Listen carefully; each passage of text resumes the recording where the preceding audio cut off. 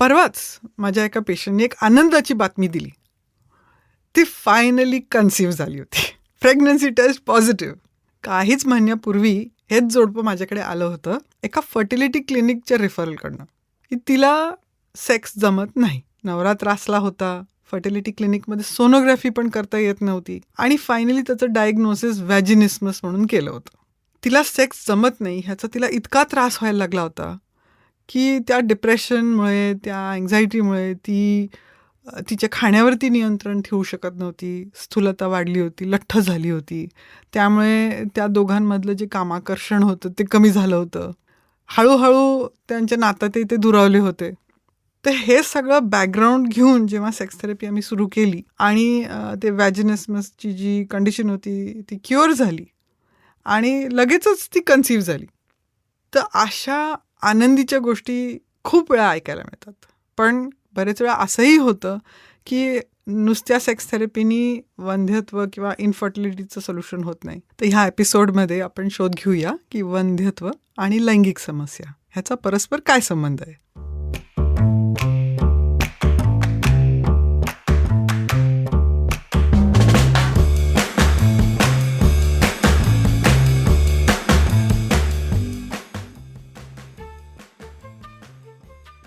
स्त्रियांचं आरोग्य, त्यातून त्यांचं लैंगिक आरोग्य ह्याच्याबद्दल समाजामध्ये खूप समज आणि गैरसमज आहेत. ह्या गोष्टींबद्दल संवाद साधणं, मनमोकळेपणाने बोलणं आणि चर्चा करणं ही खूप गरज आहे. याच उद्देशाने मी वी फॉर वजायना हा पॉडकास्ट सुरू केला आहे. मी डॉक्टर नीलिमा देशपांडे, मी गायनेकोलॉजिस्ट आणि सेक्शुअल मेडिसिन कन्सल्टंट आहे. गेली 30 वर्ष मी पुण्यामध्ये, इंग्लंडमध्ये आणि भूटानमध्ये स्त्रीरोग व प्रसूतीशास्त्र या विषयात काम केलेलं आहे. वी फॉर वजायना हा पॉडकास्ट यावर्षी गुढीपाडव्याच्या दिवशी सुरू करण्यात आला. यापूर्वी पहिले जे काही 15-20 एपिसोड्स आहेत ते मी इंग्लिशमध्ये केलेत. इंग्लिश पॉडकास्टला खूप चांगला प्रतिसाद मिळाला. पण काही लोकांनी रिक्वेस्ट केली की तुम्ही प्लीज हाच पॉडकास्ट तुम्ही मराठी किंवा हिंदीमध्ये केला तर जास्त लोक ऐकू शकतील, त्यांना मदत होईल. म्हणून येथे काही एपिसोड्स मी मराठी आणि हिंदीमध्ये करायचं ठरवलं आहे. आज माझ्यासोबत आहेत Niranjan Medhekar, CEO of sounds great. He podcast company आहे जे माझ्या पॉडकास्टचं डिस्ट्रीब्युशन आणि प्रोडक्शन करतात. मॅडम, मला सांगा की इन्फर्टिलिटी म्हणजेच वंध्यत्व म्हणजे नेमकं काय? WHO जे डेफिनेशन आहे वर्ल्ड हेल्थ ऑर्गनायझेशनचं, त्याच्यामध्ये असं सांगितलं आहे की जेव्हा कुठलं कपल असतं ते जेव्हा रेग्युलर संबंध करत असतात, म्हणजे साधारणपणे आठवड्यातनं 2 ते 3 वेळा इंटरकोर्स होत असतो, तर त्यांना साधारणपणे 1 वर्ष लागू शकतं 90 ते 95% कपल्सना प्रेग्नंट व्हायला. आता हे WHO स्टँडर्ड आहे यंग लोकांसाठी, जे आपण म्हणतो साधारणपणे 18 ते 30 वर्षाच्या मधले जे कपल्स असतात, ज्यांना बेसिकली दुसरं कुठलंही हेल्थ चॅलेंज नसतो, प्रॉब्लेम नसतो, त्यांच्यासाठी हे स्टँडर्ड किंवा गायडन्स ठीक असू शकतं. पण आपल्या देशामध्ये आणि बरेच ठिकाणी असे पण कंडिशन्स असतात जिथे जी स्त्री असते तिला पॉलिसिस्टिक ओव्हरीज असतात किंवा एंडोमेट्रिओसिस असतं, हे माहिती असतं लग्नाच्या आधी, किंवा फायब्रॉइड्स असतात, किंवा पिरियड्सचा त्रास असतो, किंवा पुरुषांना माहिती असते की त्यांनी कुठेतरी सर्जरी झालेली असते, कुठेतरी क्रिकेट खेळताना बॉल लागलेला असतो, इंजुरी असते, किंवा त्यांना शीघ्रपतनाचा त्रास असतो, किंवा इरेक्टाईल डिस्फंक्शनचा त्रास झालेला असतो, अँक्झायटी असतं, स्ट्रेस असतं, जॉबच्यामुळे एकमेकांना भेटायला मिळत नसतं. हे अनेक कारणांमुळे जेव्हा मूल होत नाही संबंध ठेवून सुद्धा, किंवा संबंधच ठेवता येत नाही, अशा कंडिशन्समध्ये 1 वर्ष वाट बघणं ह्याला फार वेळ लागू शकतो आणि याचा त्रासही वाढत जातो. त्यामुळे लैंगिक समस्या आणि वंध्यत्व ह्याचा जेव्हा आपण खुलासा करायला बघतो कुठल्याही कपलमध्ये, तेव्हा जेव्हा कपल्सना माहिती असतं की ते सहजपणे आनंदाने एकमेकांच्या बरोबर संबंध ठेवू शकत नाहीत 2 ते 3 वेळा आठवड्यामध्ये, तर त्यांनी लवकरात लवकर डॉक्टरांशी संपर्क साधावा आणि ह्या गोष्टीचं निरसन करावं. कारण ती गोष्ट चुकीच्या पद्धतीने प्रॅक्टिस करण्यामध्ये सुद्धा प्रॉब्लेम होऊ शकतो पुढे जाऊन. ओके मॅडम, तुम्ही 2 महत्त्वाचे उल्लेख केलेत की WHO तुम्ही साधारण डेफिनेशन सांगितलीत, आणि दुसरं म्हणजे 18 ते 30 हा जर वयोगट बघितला आपण, तर बऱ्याच जोडप्यांची अशी समजूत असते की कुटुंब नियोजनाची साधनं वापरणं बंद केलं की लगेच, म्हणजे काय बाबा, एक 8-15 दिवसात, फार फार तर महिन्याभराने कन्सीव्ह होऊन जाईल. पण तेव्हा जेव्हा होत नाही तेव्हा त्यांच्या मनात एक काय म्हणू भीती वाटायला लागते किंवा डिप्रेशन यायला लागतं. तर ते बायफर्केशन कसं करायचं? म्हणजे कोणत्याही बाकी समस्या नाहीयेत, पण तरीही कन्सीव्ह होत नाही बाबा. खरं तर असे प्रॉब्लेम माझ्या क्लिनिकमध्ये सारखेच येत असतात. असे कपल्स. तर हा एक एज्युकेशनचा भाग आहे. हे समजून घेणं खूप महत्त्वाचं आहे, की स्त्रीचं जे रिप्रोडक्टिव्ह सायकल असतं, ते तिच्या पिरियड्सवरती अवलंबून असतं. त्या पिरियड्सचं जे इंडिकेशन असतं, की प्रत्येक सायकलमध्ये एक अंड सुटत असतं. म्हणजे साधारणपणे वर्षभरामध्ये 12 किंवा 13 वेळेलाच सायकल येत असते. त्याच्यापैकी 100% सायकल्समध्ये अंड सुटतंच असं नाही. म्हणजे साधारणपणे यंग ज्या मुली असतात 18 ते 30 वर्षाच्या वयोगटामध्ये 90% वेळेला एक अंड सुटत असतं, असं समजायला हरकत नाही. पुरुषांमध्ये जे सीमेन असतं त्याच्यामध्ये मिलियन्समध्ये स्पर्म्स असतात. त्याच्यापैकी एकाच स्पर्मची गरज असते जी त्या अंड्याला जाऊन फर्टिलाइज करेल. पण ते टायमिंग खूप महत्त्वाचं ठरतं. कारण की कुठल्याही महिन्यामध्ये जर एकदाच ते अंड सुटत असणार आणि त्या अंड्याचं जे आयुष्य असतं ते 24 ते 48 तासच असलं तर ते स्पर्म्स त्यावेळेला त्या अंड्याच्या अवतीभोवती असणं, बरोबर ठिकाणी असणं हे खूप महत्त्वाचं ठरतं. म्हणून इंग्लिशमध्ये आम्ही म्हणतो की ह्युमन रिप्रोडक्शन खूप वेस्टफुल आहे.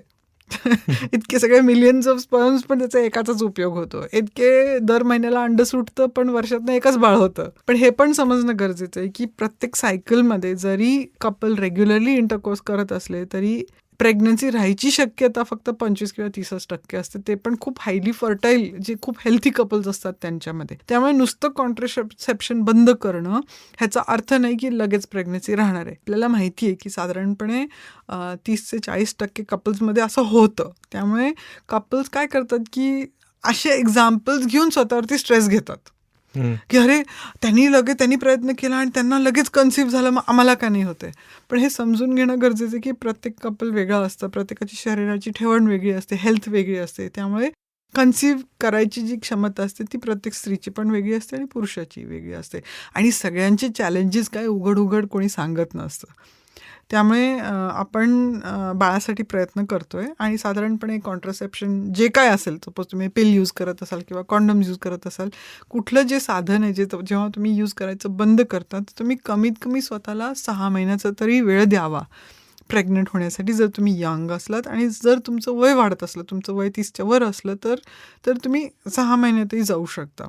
वर्षभर वाट बघायची गरज नाही. यंग असलात तर वर्षभर वाट बघितली तरी सुद्धा 90% चान्स आहे की तुम्ही आपण स्वतः कन्सीव्ह होणार आहात नॅचरली. ओके. आता मला सांगा की वंध्यत्वाच्या पेशंट्समध्ये कोणत्या लैंगिक समस्या उद्भवू शकतात? आता हा खूप मोठा टॉपिक आहे. कारण वंध्यत्व असल्यामुळे लैंगिक समस्या निर्माण होतात. लैंगिक समस्या असल्यामुळे वंध्यत्व पण निर्माण होऊ शकतं. आणि कधी-कधी वंध्यत्वासाठी जे ट्रीटमेंट प्रोसिजर्स असतात त्याच्यामुळे सुद्धा त्रास होऊ शकतो कपल्सना. ते आपण एक प्रश्नाबरोबर बघूयात. तर पहिला प्रश्न असा की वंध्यत्व म्हणजे मूल न होणं. मूल न होण्यामागे बरीच कारणं असतात. पुरुषांची वेगळी असतात, स्त्रियांची वेगळी असतात. त्यातून पुरुषांमध्ये सिमेन प्रोडक्शन न होणं किंवा ते सिमेनच्या नलिकांमध्ये ब्लॉक होणं, सिमेनची क्वालिटी चांगली नसतं, जे आपण हल्ली जास्त प्रमाणात बघतो हे फास्ट फूडमुळे किंवा लॅपटॉपसारखं वापरल्यामुळे किंवा सेक्शुअली ट्रान्समिटेड इन्फेक्शन्सच्या सेकंडरी ह्याच्यामुळे किंवा कधी पूर्वी सर्जरी झाली असेल त्याच्यामुळे सिमेनची क्वालिटी आणि क्वांटिटी प्रोग्रेसिव्हली डिटिरेट होते, हे आपल्याला रिसर्चवरनं कळतं. स्त्रियांमध्ये नलिकेचं ब्लॉक होणं हे 60% बायकांमध्ये त्याचं कारण असतं. आता ही सगळी कारणं जरी आपल्याला माहिती असली तरी जेव्हा एक कन्सेप्शन होत नाही किंवा मूल होत नाही किंवा जमत नाही त्यावेळेला कपल्सवरती खूप स्ट्रेस येतो. तर स्ट्रेस कुठल्या प्रकारचा असू शकतो, त्याच्यामध्ये अँक्झायटी असतं, डिप्रेशन येऊ शकतं, एकमेकांना जवळ घ्यावंसं वाटत नाही, डिझायर कमी होतं, कामाकर्षण कमी होतं, कामोदासीनता येते. कधी पुरुषांमध्ये ताठारपणा कमी होतो, इरेक्टाईल डिस्फंक्शन बघायला मिळतं.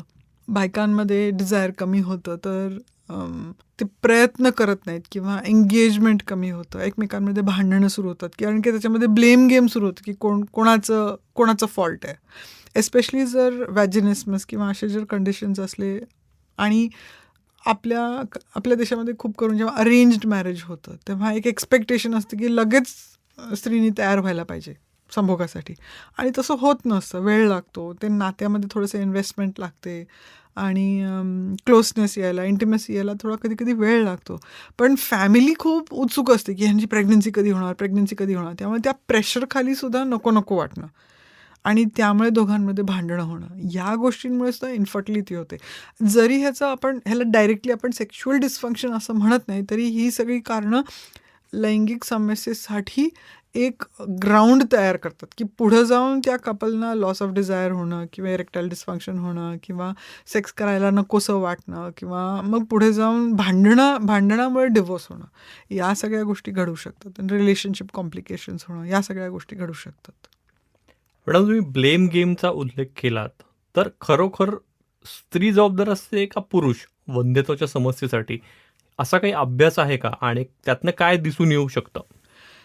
रिसर्च तर खूप आहे आणि मेन थिंग काय की जो रिसर्चमध्ये जे आपण ट्रेंड्स बघतो, फर्टिलिटी ट्रेंड्सचा जो रिसर्च आहे, वर्ल्ड हेल्थ ऑर्गनायझेशनच्या वेबसाईटवरती पण आहे आणि फॅमिली प्लॅनिंग असोसिएशनच्या वेबसाईटवरती पण आहे. वेगवेगळे जे ग्लोबल ऑर्गनायझेशन्स आहेत जे फर्टिलिटीवरती रिसर्च करतात, पॉप्युलेशन इंडेक्समध्ये जो अभ्यास केला जातो त्याच्यावरनं आपल्याला माहिती की ग्रॅज्युअली ॲक्च्युली फर्टिलिटी डिक्लाईन होते ग्लोबली वेगवेगळ्या कारणांमुळे. आणि वेगवेगळे जे देश आहेत त्याच्यामध्ये पण वेगवेगळी कारणं आहेत. तर फॉर एक्झाम्पल आपण जे सो कॉल्ड डेव्हलप्ड कंट्रीज म्हणतो आपण, अमेरिका, US, ऑस्ट्रेलिया, तिथे फास्ट फूडचं प्रमाण खूप आहे, स्थूलता खूप आहे.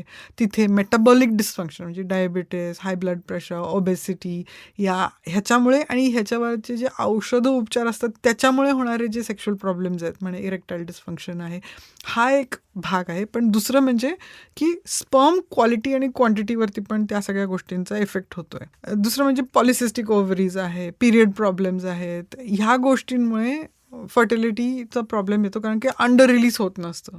तर कोणाचं प्रमाण किती आहे? तर आपण सपोज क्लासिफाय केलं की पुरुषांमध्ये sperm production, sperm quality, sperm quantity आणि सिमेन म्हणजे स्पर्ममध्ये स्पर्म मोटिलिटी, या सगळ्या गोष्टींचा खूप महत्त्वाचा भाग असतो फर्टिलिटीमध्ये. ते स्पर्म्स कसे प्रोड्यूस करायचे त्याच्यामध्ये आपल्याला इरेक्टाईल फंक्शन, इजॅक्युलेशन आणि इजॅक्युलेटरी जे ॲपरेटस असतं म्हणजे प्रॉस्टेट ग्लँड्स, कुपर्स ग्लँड्स एक्सेट्रा, जे वेगळे ग्रंथी असतात ज्याच्यामुळे ते स्पर्म्स नरिश होत असतात आणि मग जी प्रोसेस असते ज्याच्यामुळे इजॅक्युलेशन होतं, तो एक भाग आहे. साधारणपणे मेल फर्टिलिटी किंवा इनफर्टिलिटीचं जे प्रमाण आहे ते साधारण 40% आहे. ओके. अप्रॉक्सिमेटली व्हेरी करत. आणि जे फिमेल आहे, फिमेल अनॅटमीमध्ये जे सपोज ओव्हरीमधनं एग्ज सुटायचं प्रमाण आहे किंवा ट्यूब्सचं हेल्थ आहे किंवा युट्रसचं हेल्थ आहे, पिरियड्सची सायक्लिसिटी आहे, युट्रसचे जे अफ्लिक्शन्स असतात, एंडोमेट्रिओसिस, फायब्रॉइड्स, ॲडेनोमायोसिस, ज्याच्यामुळे फर्टिलिटी कमी होते, अशा ज्या गोष्टी आहेत. तर त्याच्यामध्ये जी ट्यूबल इन्फर्टिलिटी आहे आणि ती खूप ट्यूबची नलिका असते त्याची हेल्थ खूप क्रुशियल असते फर्टिलिटीमध्ये, कारण काय ती अंड्याला पण नरिश करत असते आणि अगदी सुरुवातीला जेव्हा अंड्याला स्पर्म भेटून पहिलं नवीन जे एम्ब्रिओ तयार झाले असतं त्याचं जे नरिशमेंट असतं ते पण ट्यूबमध्ये होत असतं. त्यामुळे ट्यूबल फर्टिलिटी ही खूप महत्त्वाची आहे. तर ट्यूबल इन्फर्टिलिटी ऑलमोस्ट 60% त्याचा कॉज आहे.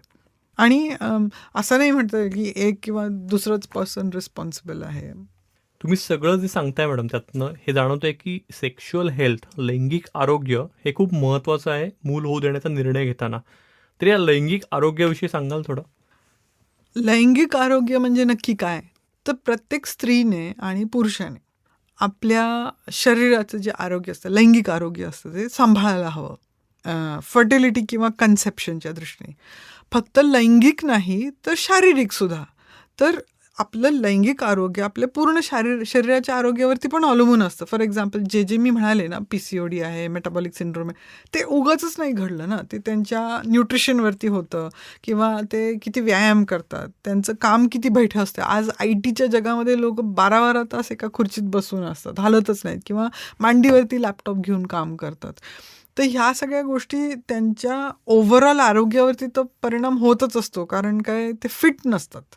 तर मी असं खूप वेळा पूर्वीच्या पॉडकास्टमध्ये पण म्हणले की आपलं वॅस्क्युलर फिटनेस जी असते ती आपल्या डायरेक्टली सेक्शुअल फिटनेसवरती त्याचा इम्पॅक्ट असतो. कारण काय अंड व्यवस्थित सुटणं, स्त्रीच्या गर्भाशयात जे लाईनिंग पडदा असतो त्याचं व्यवस्थित डेव्हलपमेंट होणं, आपल्या हॉर्मोन्सची जी सायक्लिसिटी असते व्यवस्थित वेळच्या वेळेला पाळी येणं, हे जी सिक्वेन्स असतं ते पार आपल्या पिट्युटरी म्हणजे मेंदूमधलं जे ग्लँड असतं तिथपासून असतं.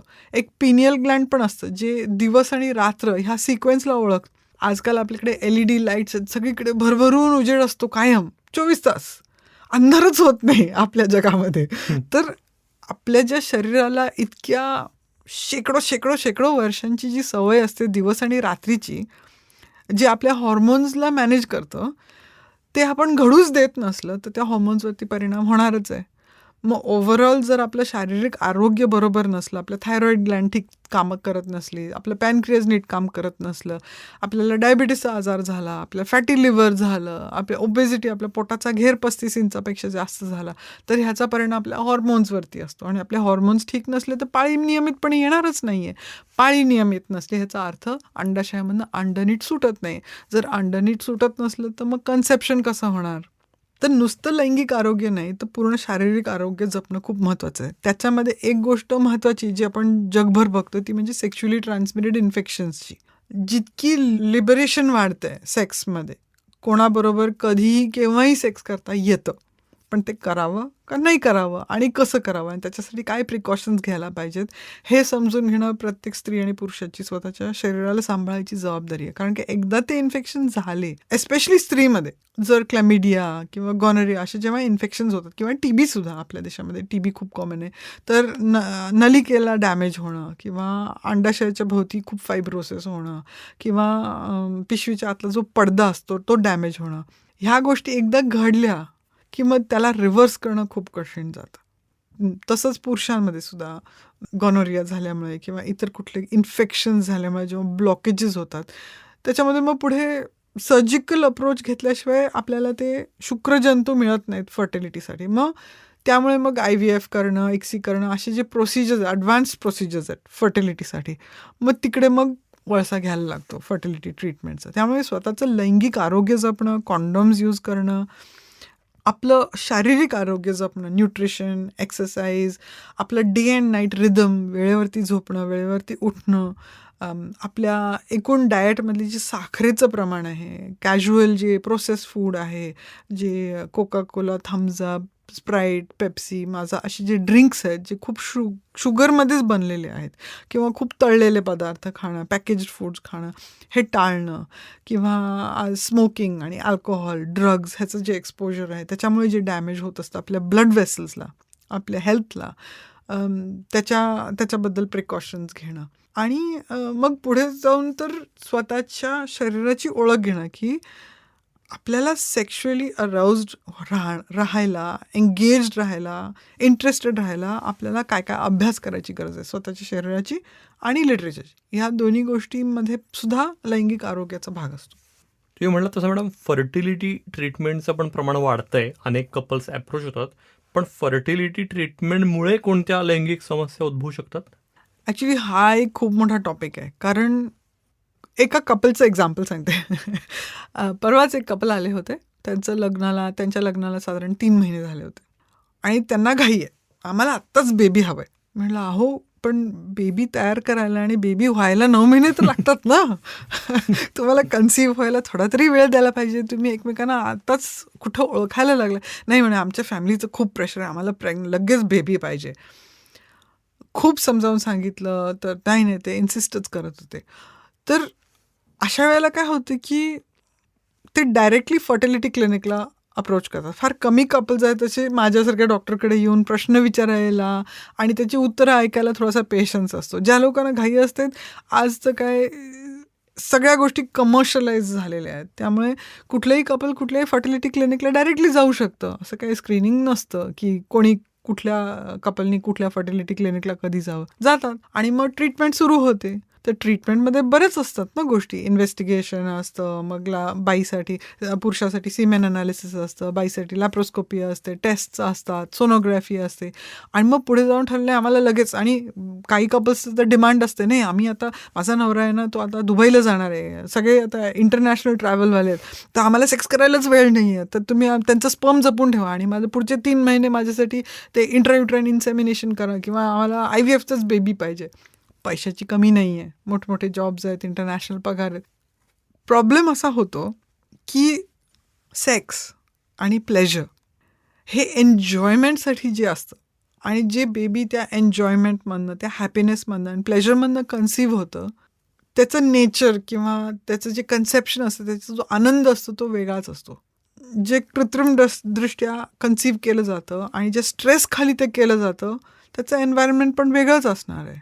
आता कोणी अजून तरी असं रिसर्च करणंच कठीण झालं आहे की स्ट्रेसखाली कन्सीव्ह झालेल्या बेबीचं नेचर काय आणि आनंदात कन्सीव्ह झालेल्या बेबीचं नेचर काय, फरक असतो का?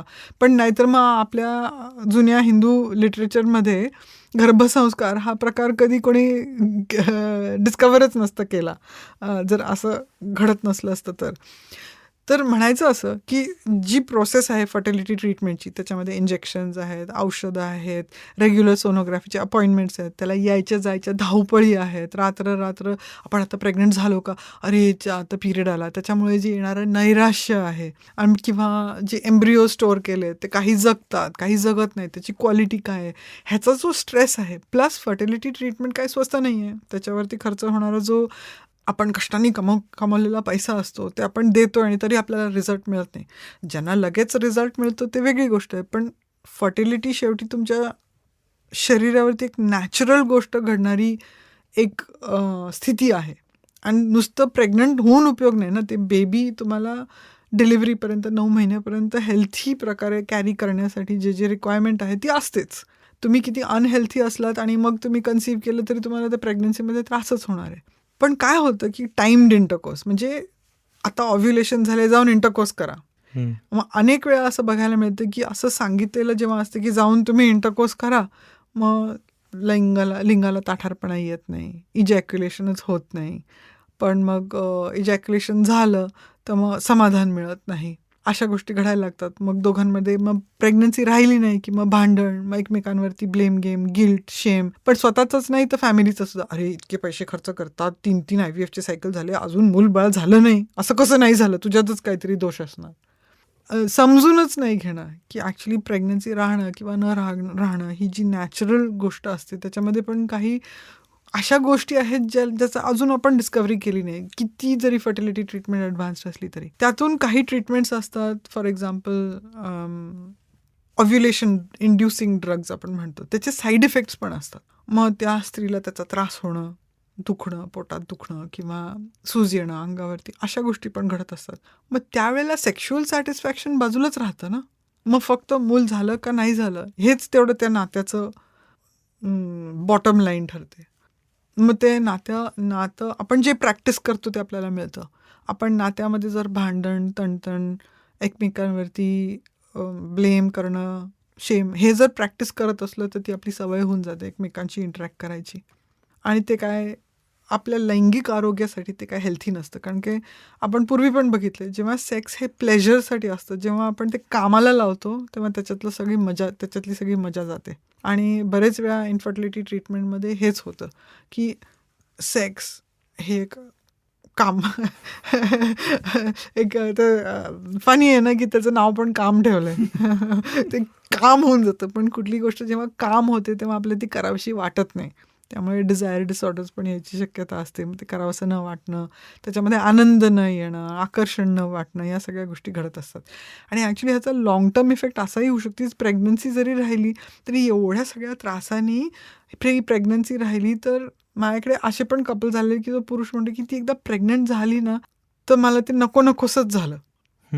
मी तिच्याकडे पूर्वी कसं बघायचो आणि आता कसं बघतो ते सगळं बदलूनच गेलं. मला हे कधी अपेक्षितच नव्हतं. मॅडम, मग फर्टिलिटी ट्रीटमेंटकडे बघण्याचा नेमका दृष्टिकोन कसा असायला पाहिजे? एक महत्त्वाची गोष्ट म्हणजे फर्टिलिटी ट्रीटमेंट काही वाईट नसते, ती चांगलीच गोष्ट असते. ह्या आजच्या आपल्याकडे जेवढे मेडिसिन्स आहेत, टेक्निक्स आहेत, त्यामुळे कितीतरी कपल्स आहेत की त्यांना एक मूल होण्याची संधी मिळते, त्यांना ते गिफ्ट मिळतं. जे हे जर टेक्निक्स किंवा मेडिसिन्स नसले असते तर त्यांना कधी जमलंच नसतं. एक महत्त्वाची गोष्ट अशी असते की आपल्याला जर सेक्स जमत नसलं किंवा सेक्स व्हायला त्रास होत असला तर ते रिलेशनशिप ठीक करणं, तो सेक्शुअल प्रॉब्लेम सॉल्व्ह करणं तितकंच महत्त्वाचं आहे जितकं मूल होणं आहे. बरेच वेळा कपल्स येतात माझ्याकडे म्हणतात की आम्हाला मूल हवं आहे म्हणून आम्हाला सेक्शुअल प्रॉब्लेम सॉल्व्ह करायचं आहे. तर हे क्लॅरिफिकेशन खूप महत्त्वाचं असते की एकदा मूल झालं तर तुम्ही तुमचं सेक्शुअल प्रॉब्लेम सॉल्व्ह करायला परत याची शक्यता फार कमी आहे. हं. कारण काय दृष्टिकोन कसा होतो बाईचा, की आता मला मुलं आहे, आता मला दुसरीकडे कुठे लक्ष द्यायचं नाही. त्याचं पण त्याचं हे ते त्याचं फीडिंग करणं, हे करणं मोठं होतं. तर तो 2 वर्षाचं झालं, आता शाळेत घालायचं आहे. आता शाळेत गेला, आता 5 वर्षाचा होईल. आता काय, आता 10 वर्षाचा झाला, आता काय 10वी आली, 12वी आली. असे पण कपल्स आहेत माझ्याकडे, की मुलं पार कॉलेजला गेल्यानंतर येतात, की आता आमचं सेक्शुअल प्रॉब्लेम सॉल्व्ह करूया का? आता आम्हाला वेळ आहे. तर मुलं कायम तुमची मुलंच असतात. पण नवरा तुमचा खूप महत्त्वाचा जोडीदार असतो. हे बायकांनी लक्षात घ्यायला पाहिजे, की तुमचं जे सेक्शुअल रिलेशनशिप आहे, त्याला नर्चर करणं आणि ते पहिल्यांदा सॉर्ट आउट करणं, मुलं व्हायच्या आधी, ह्याचे खूप फायदे असतात. त्याचं पर्स्पेक्टिव्ह येणं पण खूप महत्त्वाचं असते, की त्या सेक्शुअल रिलेशनशिपला प्रायोरिटी देणं गरजेचं आहे.